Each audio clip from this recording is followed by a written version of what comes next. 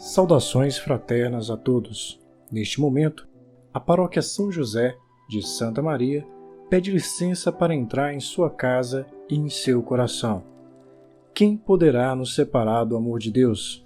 Assim, São Paulo nos ensina: nada nos pode separar do amor de Deus. Cada manhã o Senhor desperta o meu ouvido para eu ouvir como discípulo, ouvir, prestar atenção como discípulo cada manhã.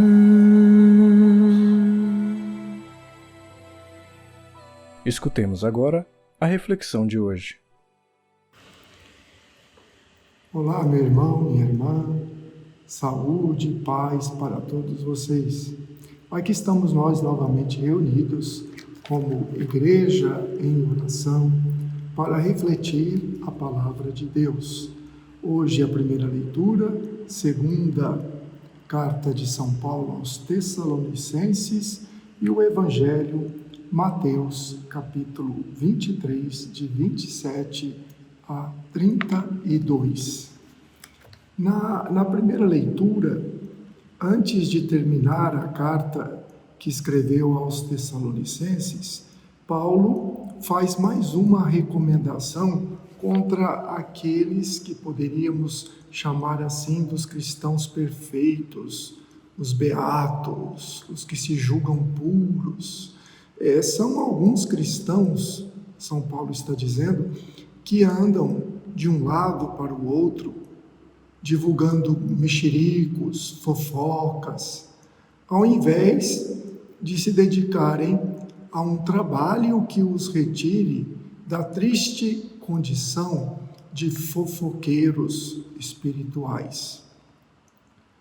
A palavra que São Paulo dirige a eles, é uma exortação, dizendo: vão trabalhar, ganhem o pão de vocês com um trabalho tranquilo, ao invés de ficarem falando daqui para lá a todo instante, a toda hora. Essa é a recomendação de São Paulo. Outro vício dos beatos, dessas pessoas aí, São Paulo relata que era perturbar os outros com boatos, com falsas profecias, e isso trazia para a comunidade algumas tensões, algumas coisas ruins. E então São Paulo diz que eles são como se fossem agitadores profissionais. E onde tem esse tipo de gente, tudo se complica. É a comunidade que é prejudicada. Aí São Paulo fala: olha, é bom que vocês se convertam. E no final da carta, São Paulo, o apóstolo Paulo, termina pedindo a Deus que dê paz às suas comunidades. Paz, o maior dom que alguém pode desejar para quem se ama. O que a gente pode aprender disso? Que todos nós somos mais ou menos propensos a confundir espiritualidade com fantasia. E influenciados pelas tendências humanas, nós tiramos conclusões erradas de princípios certos. A doutrina é bonita, é correta, mas tem muita gente desse tipo que tem uma espiritualidade fantasiosa que confunde, tira a conclusão errada. São as ilusões espirituais. Então Paulo já, desde aquele momento, sente a necessidade de pôr de sobreaviso os cristãos lá da comunidade de Tessalonicense para que não deem ouvido para isso. O evangelho de hoje, nós ouvimos depois, dentro dessa continuidade do Evangelho de Mateus, nós chegamos, ele fala 7 ais, nós chegamos aos últimos dos 7 ais. No Evangelho de hoje aparece: ai de vós, dirigido aos escribas, aos fariseus hipócritas. Jesus critica o legalismo, mas ele não critica a lei propriamente em si, mas aqueles que, cobertos pela lei, pretendem iludir as suas exigências profundas. Então é aquilo que é de dentro e aquilo que é de fora. Jesus coloca o ai, esse primeiro ai no versículo 27, chegando a dizer sepulcros caiados. São aqueles que cuidam do exterior para que seja agradável à vista, tudo certinho, enquanto que no seu interior reina a decomposição, reina a morte. Por isso que Jesus já manda a todos nós: guardai-vos do fermento da falsidade.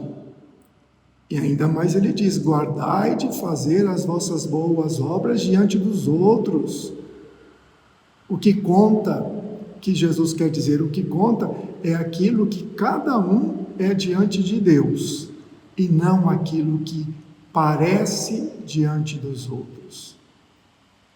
O que eu sou diante de Deus, isso é o bom, não aquilo que eu pareço diante dos outros. O último ai, Jesus vai falar contra aqueles que são falsos. São falsos não só diante de Deus, mas também diante da história. Diante da história. Eles edificam, Jesus vai dizer assim, constroem túmulos, sepulcros aos profetas, aos justos, dizendo que se tivessem vivido no tempo daqueles que lá estavam, eles não seriam coniventes com os crimes que fizeram e assim por diante. Mas eles não se dão conta de que, se não escutarem os profetas do passado, eles continuam a matar os profetas no dia de hoje. E aí a falta é maior ainda do que aqueles que mataram os profetas do passado. Por isso nós só podemos dizer, no final dessa conclusão, rezar: Senhor, liberta-me das ilusões, de uma espiritualidade fantasiosa, de uma vida religiosa feita de evasões, de pensamentos vãos, de atitudes não condizentes, de comportamentos alienantes. Peça ao Senhor que a tua fé seja como o fermento na massa da vida real. Que o amor de Deus impregne, encha, as suas ações sejam impregnadas desse amor de Deus, dessa graça divina, que você não viva na ilusão, na fantasia, fazendo dela um serviço generoso para o bem dos outros, daqueles que me são próximos e também de todo o mundo. Que Deus nos dê essa graça e que Ele nos abençoe. Em nome do Pai, do Filho e do Espírito Santo. Amém. Até o nosso próximo encontro, com a graça de Deus.